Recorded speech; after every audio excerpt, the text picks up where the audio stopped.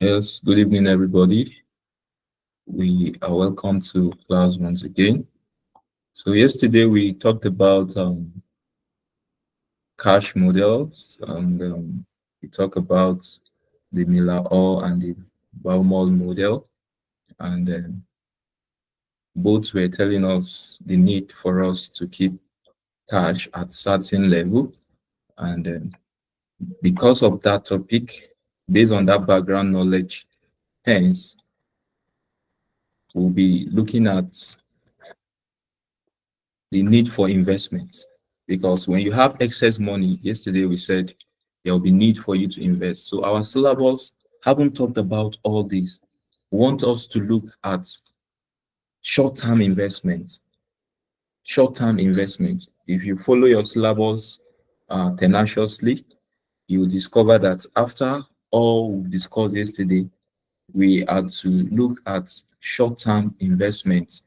Short-term investments. That is the last. I was not able to talk about that yesterday. So it's just in brief, we'll look at that. Talking about short-term investment. Now, from our previous knowledge, can anybody speak to this? Short-term investment, what it entails. Short-term investments. Anybody speak to that? Yes. Let's try. Okay, sir. Good evening, sir. Good evening. Hello, sir. Okay, Yes, I can I hear want you. to Good evening. speak of short-term investment. I would say is investment which um the which is between 3 months, as in we invest for a short period of time with a payback period within 3 months or at most 1 year. Okay, all right. If that you didn't put 1 year, I want to ask With which theory. return, I want to say which with a theory return. put it. Yes, I want to actually ask which theory states that it must just be within 3 months. Yes, but thank God you later included 1 year to it. Yes. So as you have said that short-term investments are financial assets that a business or individual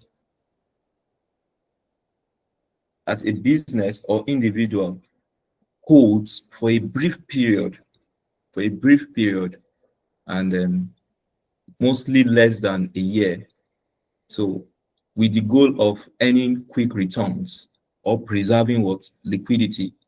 Now, when you have excess cash, instead of you just making it idle, you can decide to invest it. Yes, for you to get returns. We'll dwell on all these issues over and over again. That is why I'll just make it brief. So, one key features of short-term investment is that it it involves high liquidity because it's short time. And what do I mean by high liquidity? It can be easily converted to cash. Yes, that's why it is short term. So once you have your excess cash, excess money in a place, instead of making it idle, you can quickly have turn it over for you to get return from it. And sometimes it's involve low risk. Yes, it is less volatile to risk compared to long-term investment, because when you know this thing is very risky and you put your money and you lose it within a short period, it will not be good for the business. So when you are trying to consider short-term investment, you must look at the liquidity, the risk involved. You must look at the profitability for you to make a decision. So based on this slide, I put that a short-term investment is an asset that a company or individual intends to hold for a short period, that is within 12 months, less than 12 months, and can be easily converted to cash without significant loss of value. So the reason for short-term investment is to utilize excess funds efficiently and earn interest or capital gains without risking liquidity. So I highlighted these points that examples of short-term investment include treasury bills, money market instruments, commercial paper, short-term bonds, marketable security. So short-term investments aid organization finance by generating income, because when you invest your excess resource in a profitable venture, you get returns either in form of interest or dividend. And what is the benefit to your organization? It strengthens your liquidity. It means you have more resource, more cash at your disposal. So the point is this: to select an investment, a company has to weigh up three potential conflicting objectives. Yes, conflicting objectives. All we've been looking at over time, there will always be an objective. There will always be a balancing act. A balancing act now entails trade-off between two things: liquidity, profitability. Now, in this case, now safety is coming in. Safety is coming in. So for you to actually invest in short-term security, this liquidity, the cash must be available for use when needed. So when you put your resources in an investment and you need it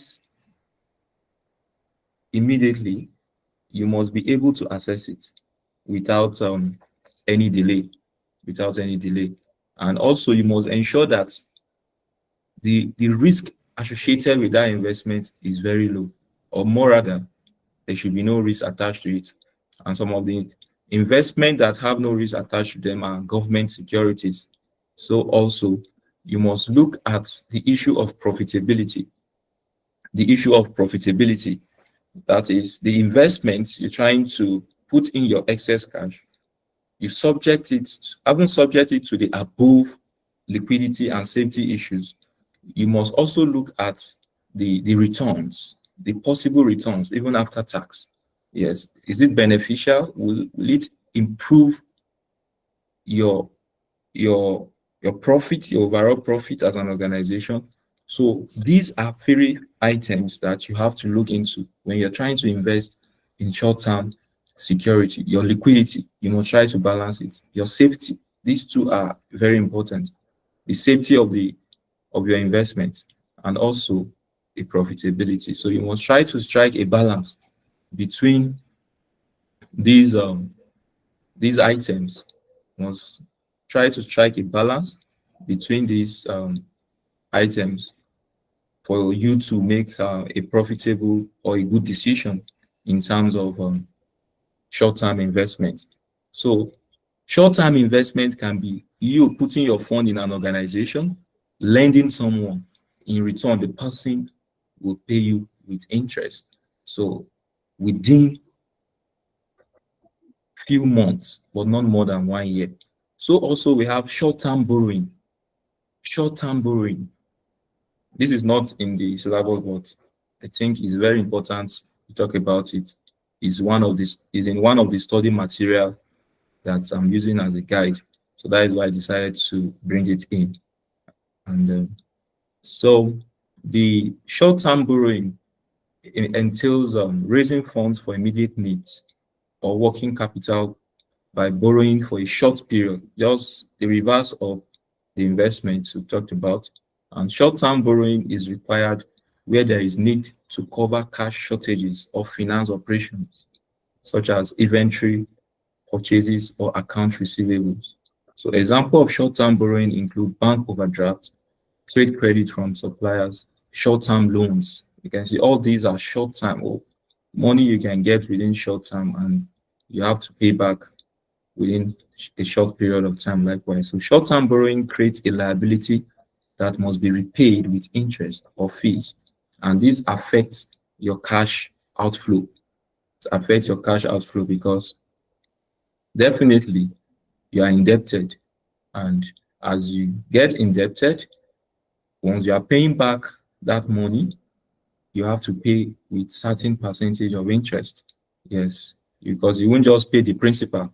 You have to pay the interest along with the principal.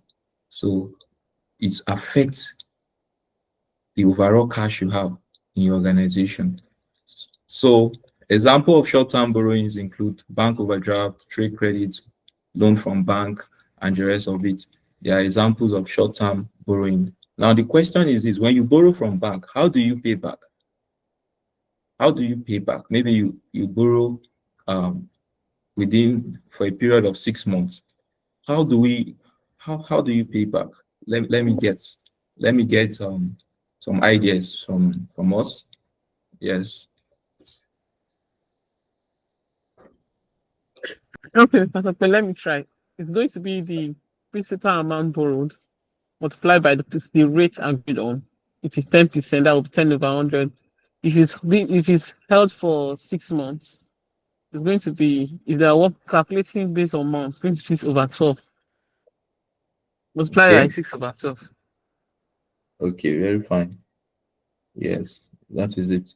Now, have you ever imagined that when somebody borrowed money and is to pay for 12 months, the money will be spread for 12 months, right? Yes, sir. To be spread for Yes. 12 months. But as the money is spread, there will be a constant amount spread for 12 months, but the interest might likely fall, isn't it? Yes. There will be Yes. a reduction in the interest. What is the reason for that? I Why think I'm not too sure, but I feel that the bulk of the interest is taken at the beginning of the month. Why they would spread a constant figure? okay. So there is what we call Okay. annuity. All right, speak on faith. Okay, I wanted to add that, like, as the months reduce, maybe it's for 6 months. The first month you might pay a certain amount, maybe the second month you might pay less, like that. That as it just close to the end of the loan, it reduces it based on the loan period is ending. Okay. Yes. There's what we call present value and future value. So these will lead us to what we call annuity. Annuity. To lead to what is called annuity. Annuity. And when we talk about annuity, annuity is a series of equal payments made at regular intervals over specified period of time. That is annuity. The period is defined. The payments are fixed in amount and they are made at regular interval. So the period is defined. That is, it's finite. It's not indefinite. So unlike when you don't know the period, that means when you don't know the period, it is termed as being paying payment till perpetuity. Yes, till infinity. But when the period is known, it is finite. It is defined. So these will lead to annuity. So for you to know the present value of a future sum that you'll be paying, you use annuity to determine that. So calculation of repayment on loan. The annual repayment on a loan can be calculated using the annuity factor. Now, this is the annuity formula it's talking about. You know, this is present value of annuity.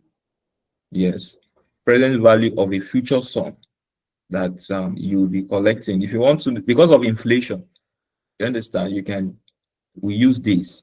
So I put this example here that, for example, $100,000 loan taken out by a business at a rate of 7%, repayable over 5 years, will have an annual repayment of what? How do you determine the annual repayment? The annual payment will be the loan taking divided by what? The present value of annuity. And how do you determine this PVAF, present value of annuity? You use this formula. I believe this formula is not strange to us. This formula is not strange, right? Yes, sir. Yes. Yes, sir. It's also in PM. Most of what we'll be discussing today, they overlap. They are also in PM. There are also topics in PM. So there's an overlap, yes, between those two things, yes. So the present value of an annuity is the current worth of a stream of equal future payments. That future payment, what is the worth today? Yes. So, and it will always be discounted at a specific interest rate, which we have an interest rate there. So the question now is, why do we calculate present value of annuity? We calculate present value of annuity for us to know how much, in most times, we should invest today to receive a fixed amount every period for a set of for a period of years. Yes. So for if you want to know how much you invest today, for you to know how much you get in later years, you apply annuity. So this annuity formula, for you to know your annual payment, it will be the loan taking divided by what? The present value of what? Of an annuity. So now, from this question, the loan taking is what? $100,000. 100,000. Yes. Now, for us to know the present value of annuity, we apply this formula here. 1 minus open bracket 1 plus I. The I is the interest rate, close bracket, to the power of minus n, divide by what? Divide by I. The I is the interest rate likewise. So you'll be able to get your present value of annuity. So in this regard again, we'll need to punch our calculator. So let's show the workings. Let's show the workings. So, can we Yes. call that IR? Yes, very well. You can call it R. Yes, rate. Yes. In some instance, it is put as R. Yes.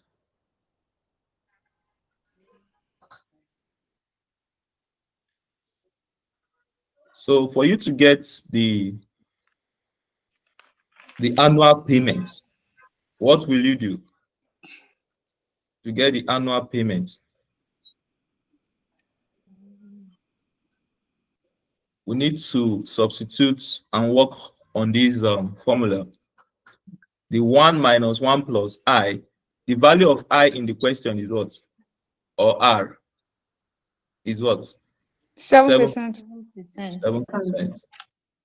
So you have it as what? 7%, 0.07, right? So the power, how many years are we looking at? 5 years. 5 years. 5 years. So you have it as 5 years. Divide by what? 0.07. So once you simplify, you have what? 0.999.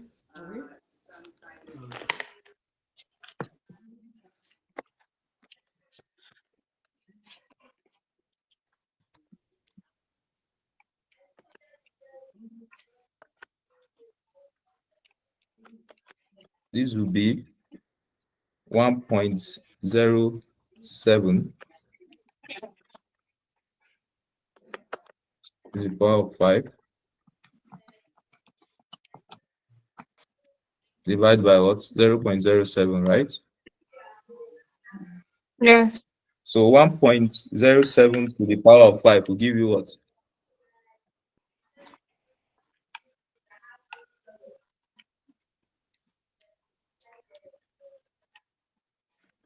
0.712. 0.7130. 0.7130. I mean 1 point. It should be 0.712986 Okay. divided by what? 0.07. When you simplify further, you have what?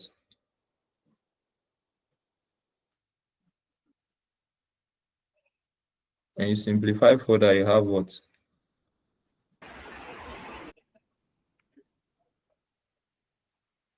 You have what? Total 0. figure is 4. 0.287014, right? Divide by, I want to show it gradually so that nobody should have issue with calculator today. Then we now have it as what? PVAF will be equal to what? 1002. 4.1002. 1.1002. So this is it. This is our present value of annuity. Now, in relation to this,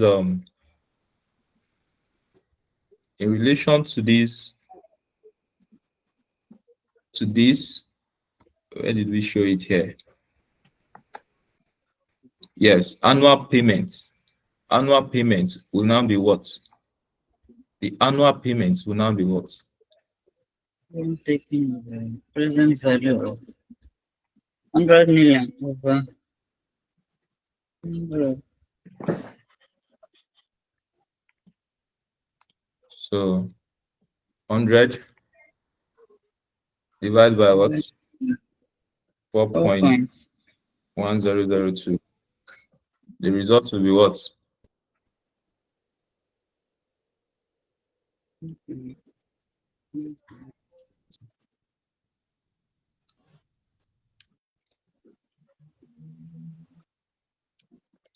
$100,000. 24,000. 24,389. 24 389. 389. Yes. 389. Okay. 389.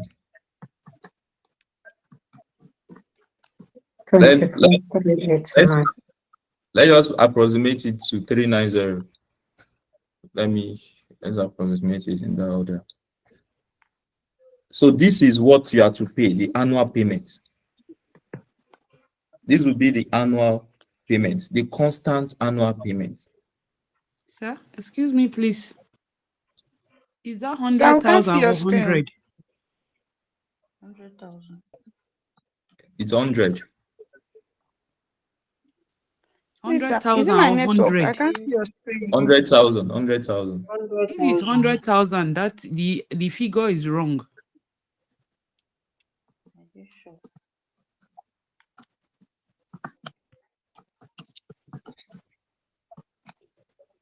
It's It's not oh. wrong. It's correct. Oh.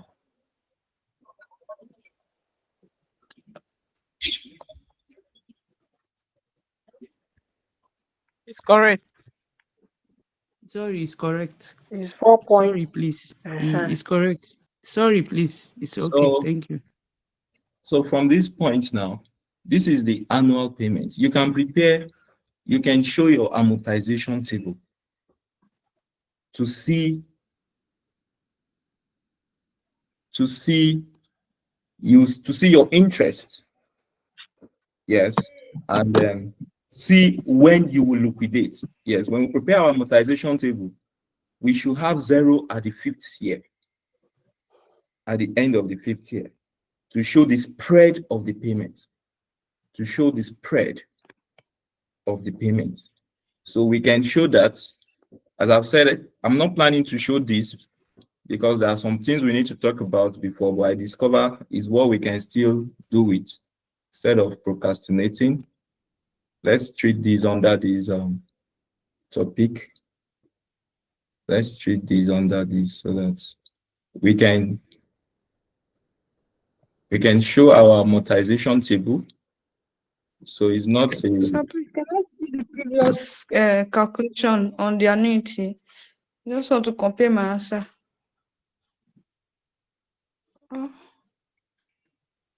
Oh, okay.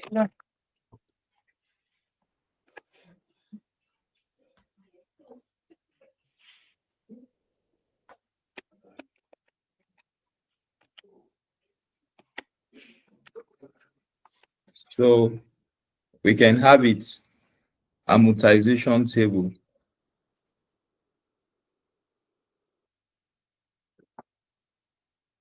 Let me just write in this form. Let me write and say, let's say each payment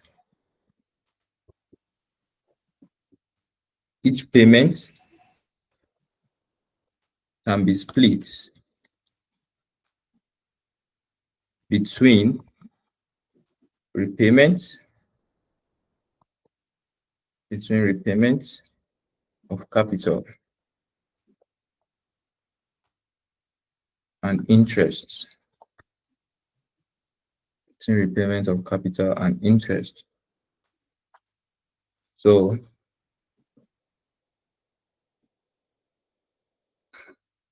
the point is this: we have 5 years to look at. We have years, we can have balance brought forward,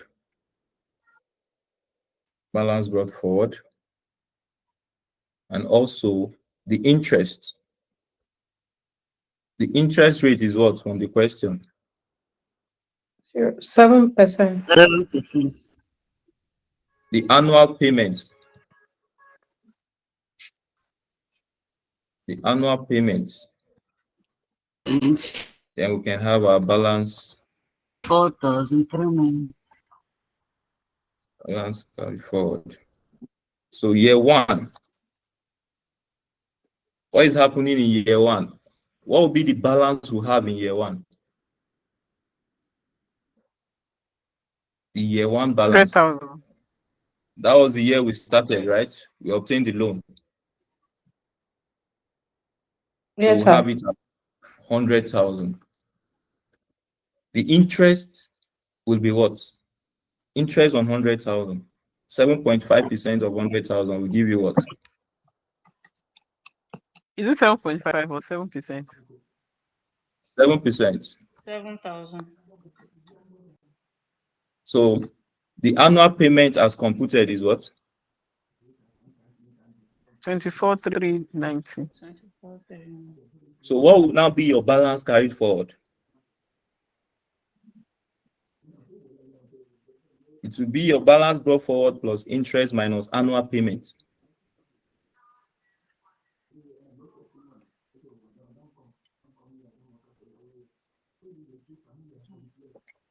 Your balance brought forward plus interest minus what? The annual payment.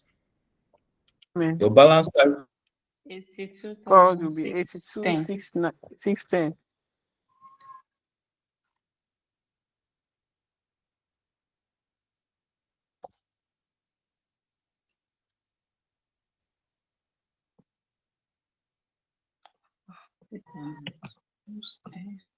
forward will be what? 82,610. For year two, what will be your 82,610. the balance brought forward will be what? 82,610. 82,610. The interest will now be what? 8,261. 261.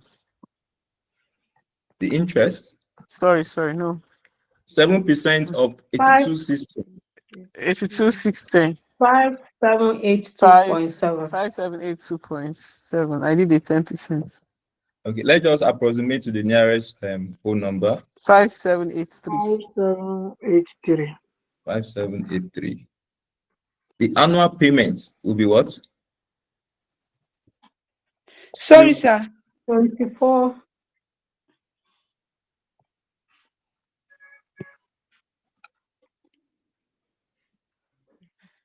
I'm with you, please. Okay, sir, please, I want to ask how we got this 82,610. 100 plus 7,000 minus 24,390. Oh, okay. I added it. Thank you, sir. Balance brought forward 64,003.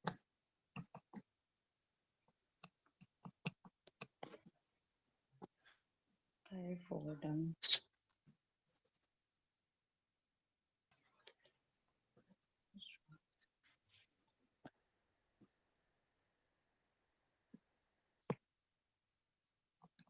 The balance carry forward will be what? 64,003.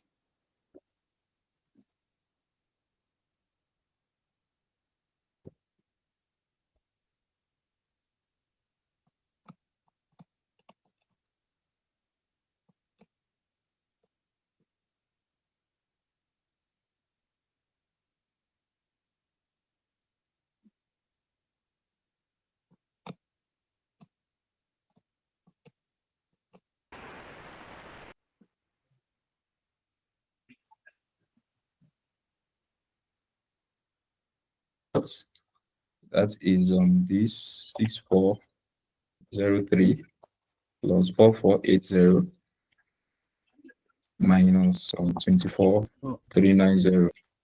I have it as 44,093. 44,093. Now, for year 4, we'll have it as what? 44,093. 44,093. The interest will be what? Multiplied by 0.07. 3,087. 30087. And the annual payment is what? 24,390. The balance carried forward should be It's 22,790. 22,790. The 5th year, 22,790. 5th year, that is 22,790 790. by 0.07. That's 1595. 1595. Okay, see the drama here, 1595. So the annual payment is what? 24,390. So let's see what will happen here. Minus 544.7. Minus 544.7. okay, it's 0. Yes, Zero. Yeah. approximation issues. Since it's even minus, shows that so it should at that last point. This is the final point of repayments. It shows we are concluding our payments at this point, so we shouldn't have any balance carried forward at this point. So this is just by the way, just we'll do more of this as we move ahead. It's just to show us something little about loan repayments. About loan repayments. Somebody is not clear. Please, I have a question. Yes, what is the question? Sir, in determining this balance carry forward, I don't know. I'm thinking, shouldn't it be this balance brought forward, like the 100,000 minus the annual payments? Like, I don't know why I'm getting it mixed up. That was what I have in my head before. But now we're adding the interest to it then before deducting the annual payments. I don't know if you get my question. I get your question. I don't know what you have in your head before. Some things you might have in your head before might not be correct. Factory resetting. You understand? And that is why you are here to learn. Okay. Some things you know. Maybe you are just opposing it. Maybe you actually know the right thing, but maybe it's been long, sha. You understand? Okay, sir. But you can if you have a write-up of where you put down your former workings, you can visit it and see. Okay, thank you, sir. But you can do what you know and see, maybe at the 5th year you have zero. Okay, sir. You can try it, yes. It's good to experiment. As you experiment, you are knowing it more. Madam Faith, is it that you want to talk? No. Your Is it hand is showing up. that I want to talk? Your hand is up, ma. Oh. And it's not up here. Oh. No, I help you to bring it down. Oh, okay. Thank you, sir. No, I don't want the hand to pain you as much, so I just decided to drop it. Thank you, sir. So there is this aspect in the syllabus likewise. I will not talk much about this. Treasury management. Somebody should help. But what is, I know you've been hearing of the word treasurer. Treasury. What does it entail? I have many accountants here. People should talk. Treasurer or treasury. No, speak on Someone that treasury. is in cost. Speak on treasury. Okay, someone or an official that is in custody of finance, control of finance, that keep Okay. record of finance. Okay. That you talked about the treasurer. So what is treasury management?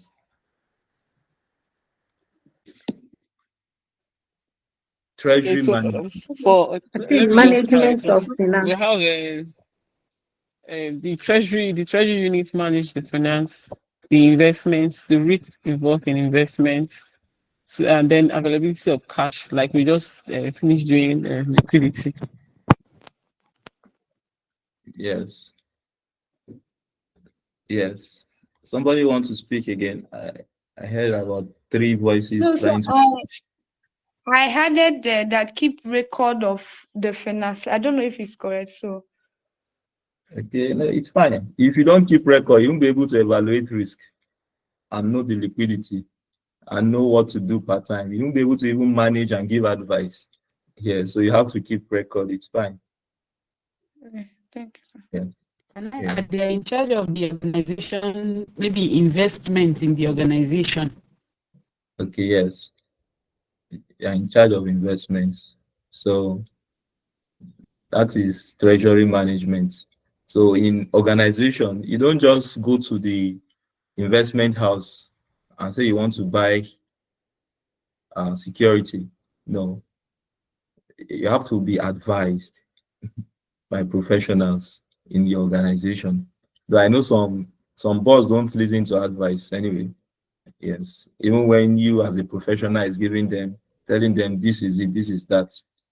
Yes, they'll still go ahead to. But when the chiefs are down, they run back to you and try to see how you can help them out to correct the wrongs.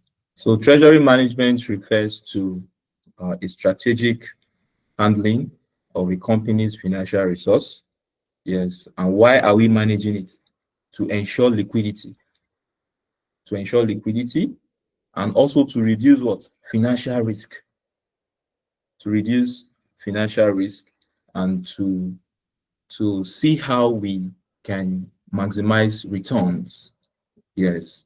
To see how we can maximize returns as you invest, you see how well you can actually make good returns from it. So treasury management refers to the processes and strategies an organization uses to manage its cash, investments, and financial risks to ensure liquidity, financial stability, and optimal use of funds. Now, this treasury management, they used to keep something in most organizations. What is that thing that they aside in let's be practical now. Yes. When you want to get money, where do you go to within an organization? Bursary. Bursary. Account.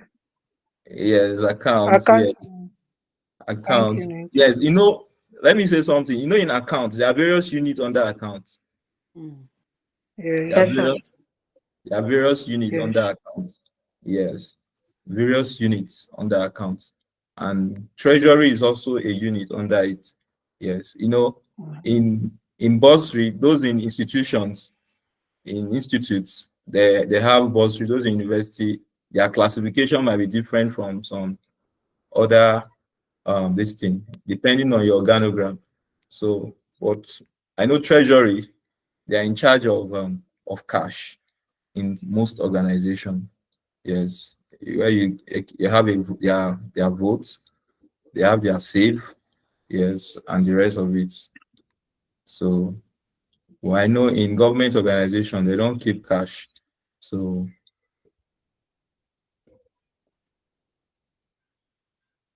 okay, yes, you can join the class. Yes, if you want to join. So the key objective of treasury management is liquidity management, safety of funds, profitability, risk management, cost efficiency. So I don't want to dwell on all these. They are what you can read. There is no technicality on this. So this is my major concern: investment appraisal. Investment appraisal. Now, I want to ask, what is investment?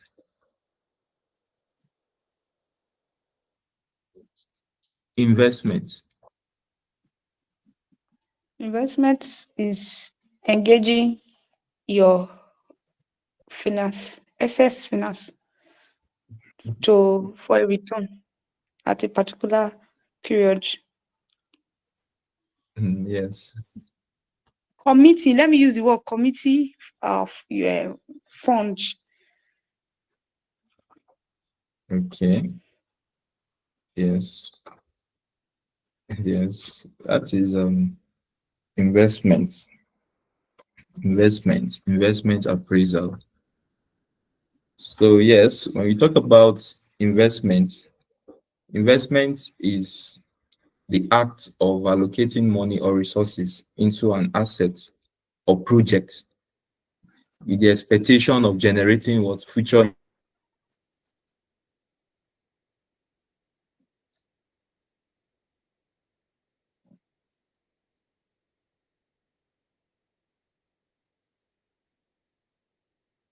in-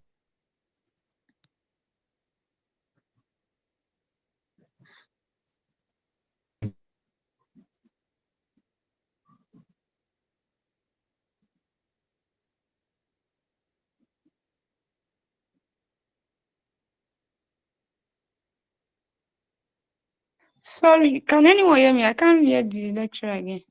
I cannot hear him too. Same here. I think it's Can't. network. Okay.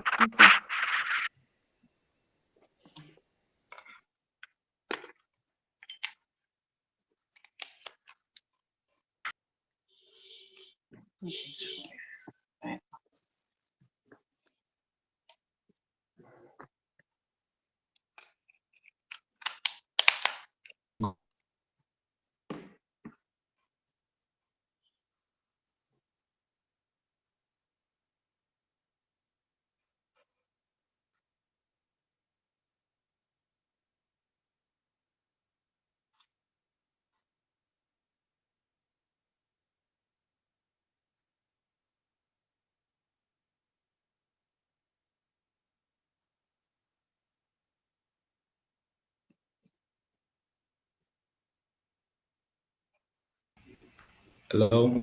Sorry, I received a call. That is why I quickly.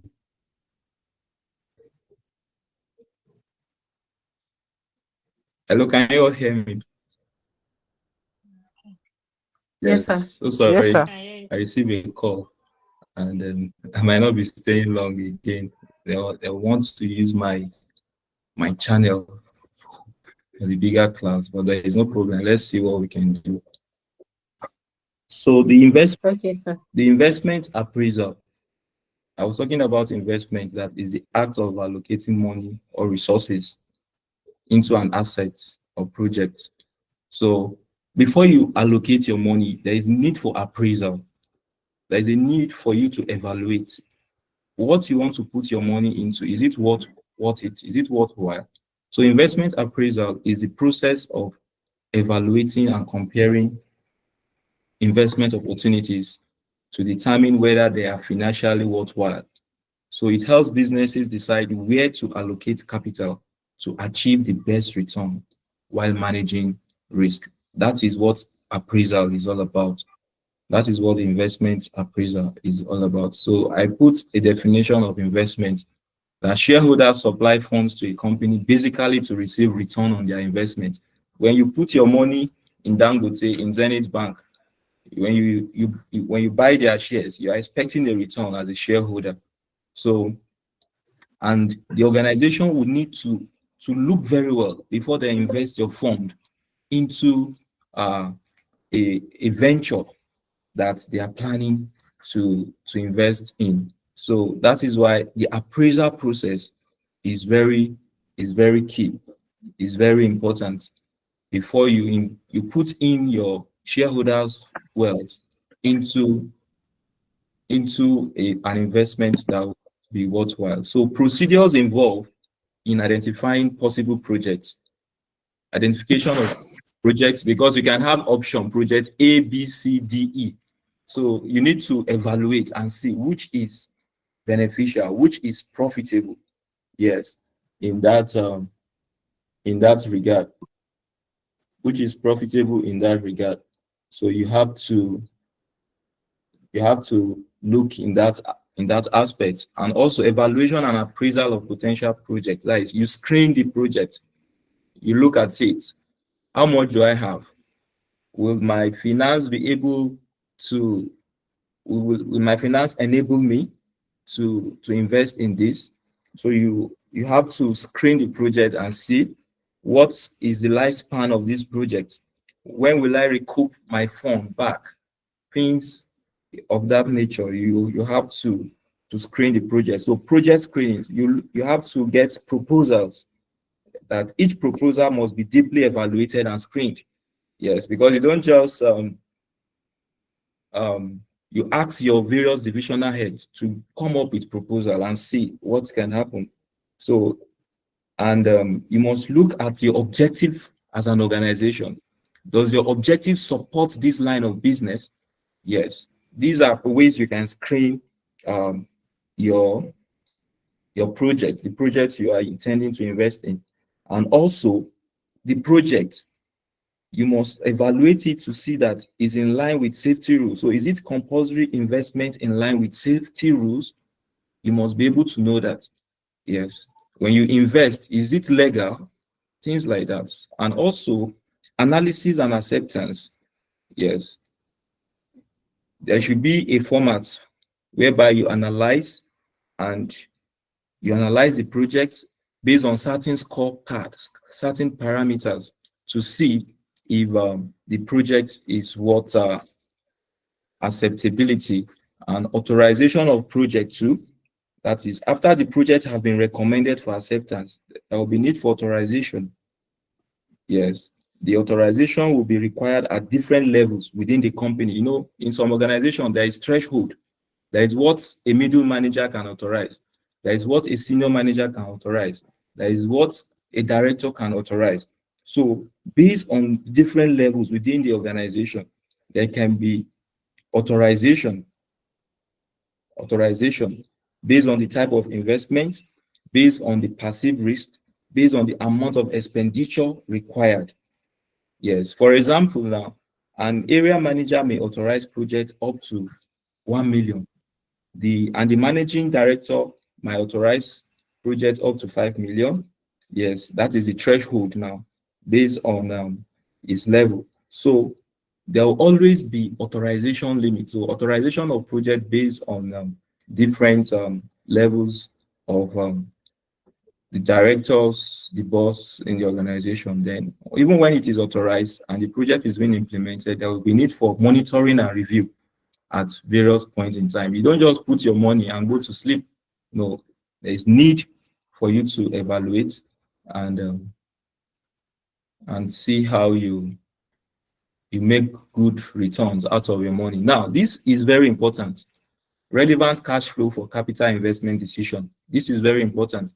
Now, and it's also very helpful in PM. Yes, when you talk about relevant cost. When you are giving question on investment appraisal, you must, and you are giving questions in form of variables that you need to consider. Is this worthwhile? Is this not worthwhile? Now, relevant cash flow for capital investment. Any cost that will aid the decision, that will bring future cash inflow, is a relevant cost. Any cost that you've incurred over time, that is past cost, known as sunk cost, they are not relevant cost. So based on this, I put that cash flow is one of the variables required in determining the financial viability of a project using discounting techniques such as MPV, internal rate of return, and so on and so forth. So the cash flows must relate to the future. Take note, please.